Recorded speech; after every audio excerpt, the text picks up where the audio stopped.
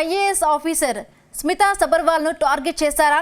Kaleshwaram project నిర్మాణంలో ఆమెను అనవసరంగా బద్నాం చేసే ప్రయత్నం జరుగుతోందా?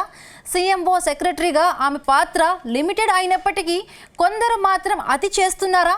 స్మితా సబర్వాల్ అంశంలో మీడియా కూడా ఓవర్గా రియాక్ట్ అవుతోందా? ఉన్నది లేనట్టు, లేనిది ఉన్నట్టు చూపించే ప్రయత్నం జరుగుతోందా?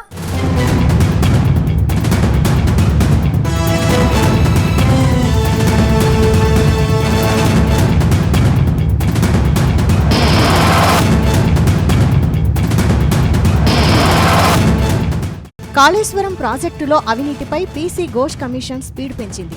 కాళేశ్వరం ప్రాజెక్టు నిర్మాణంతో సంబంధం ఉన్న అధికారులను వారం రోజులుగా పీసీ ఘోష్ కమిషన్ విచారిస్తోంది. తాజాగా మాజీ చీఫ్ సెక్రటరీ ఎస్కే జోషి, మాజీ ఇరిగేషన్ సెక్రటరీ రజత్ కుమార్ను విచారించింది. ఆ తర్వాత రోజున మాజీ సీఎస్ సోమేష్ కుమార్, ప్రస్తుతం టూరిజం శాఖ సెక్రటరీగా విధులు నిర్వహిస్తున్న senior IAS officer Smita Sabharwal విచారణకొచ్చారు. దాంతో కమిషన్ చైర్మన్ పలు ప్రశ్నలు సంధించినట్టు తెలిసింది. గత బీఆర్ఎస్ ప్రభుత్వంలో కాళేశ్వరం ప్రాజెక్టు నిర్మాణాన్ని చేపట్టింది. 3 భాగాలుగా మేడిగడ్డ, సుందిళ్ల, అన్నారం బ్యారేజీల నిర్మాణం చేసింది. అయితే ప్రాజెక్టు నిర్మాణం జరిగిన కొద్ది రోజులకే మేడిగడ్డ బ్యారేజీ పిల్లర్లకు పగుళ్లు రావడంతో కాంగ్రెస్ ప్రభుత్వం విచారణకు ఆదేశించింది. దాంతో అప్పట్లో బ్యారేజీలకు సంబంధించి అనుమతుల విషయంలో కీలకంగా వ్యవహరించిన అధికారులను విచారిస్తున్నారు. తాజాగా మాజీ సీఎస్ సోమేష్ కుమార్ను విచారించిన కమిషన్ 3 బ్యారేజీల విషయంలో ఏమైనా డీల్ చేశారా అని ప్రశ్నించినట్టు తెలిసింది. అయితే తాను సీఎస్గా బాధ్యతలు తీసుకునే సమయానికి బ్యారేజీల నిర్మాణం మొత్తం పూర్తయిందని సోమేష్ కుమార్ చెప్పినట్టు తెలిసింది. అనంతరం స్మితా సబర్వాల్ను కూడా కమిషన్ చైర్మన్ పీసీ ఘోష్ విచారించారు. కాళేశ్వరంలో ఆమె పాత్ర గురించి పలు ప్రశ్నలు సంధించినట్టు తెలిసింది.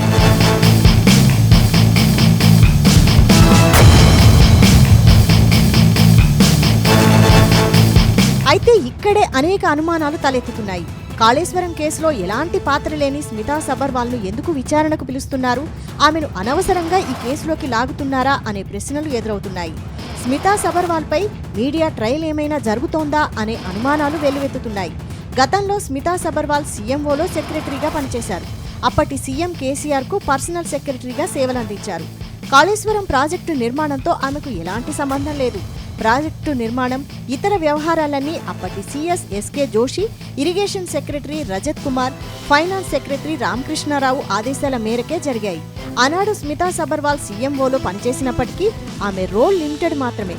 ఆనాడు నిర్మాణ సమయంలో ఏమైనా తప్పిదాలు జరిగితే అందుకు సంబంధించిన సమాచారాన్ని అప్పటి సీఎం కేసీఆర్కు ఇవ్వడమే స్మితా సబర్వాల్ డ్యూటీ. అంతే తప్ప ఆమె ఇన్వాల్వ్మెంట్ ఎక్కడా లేదని చెబుతున్నారు. కానీ స్మితా సబర్వాల్ విషయంలో మాత్రం అనవసరంగా మీడియా ట్రయల్ జరుగుతోందని చెబుతున్నారు.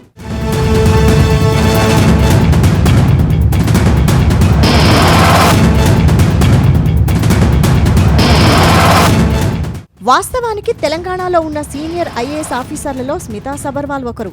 గతంలో మెదక్ జిల్లా కలెక్టర్గా పనిచేస్తున్న సమయంలో స్మితా సబర్వాల్ను అప్పటి సీఎం కేసీఆర్ ఏరి కోరి మరీ సీఎంఓలోకి తీసుకున్నారు.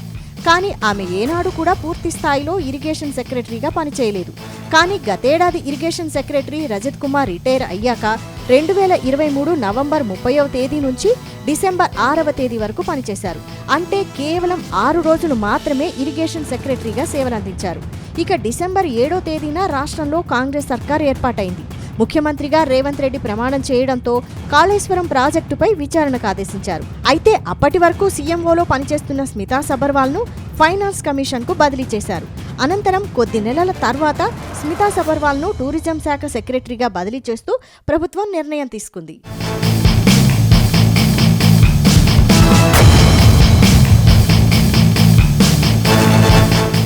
మరోవైపు రేవంత్ రెడ్డి ముఖ్యమంత్రి కాగానే స్మితా సబర్వాల్ ముఖ్యమంత్రిని కలవలేదు.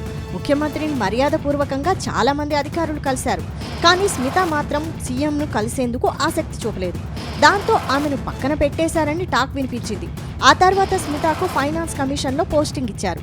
ఆ తర్వాత ఆమెను తిరిగి టూరిజం డిపార్ట్మెంట్కు బదిలీ చేశారు.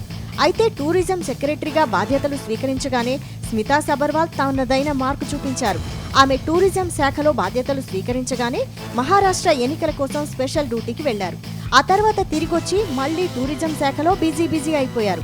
అయితే తెలంగాణ కొత్త రాష్ట్రంగా అవతరించాక ఇప్పటి వరకు టూరిజం పాలసీ లేదు. కానీ స్మిత బాధ్యతలు చేపట్టాకే కేవలం 3 రోజుల్లోనే టూరిజం పాలసీని రూపొందించి శభాష్ అనిపించుకున్నారని తెలిసింది. ప్రస్తుత అసెంబ్లీ సమావేశాల్లోనే స్మిత రూపొందించిన టూరిజం పాలసీపైన చర్చ కూడా జరిగింది. దాంతో స్మితా సబర్వాల్ పనితీరు ఎలా ఉంటుందో ఈ ఒక్క ఉదాహరణ చాలని ప్రభుత్వ వర్గాల్లోనే చర్చ జరుగుతోందని చెబుతున్నారు.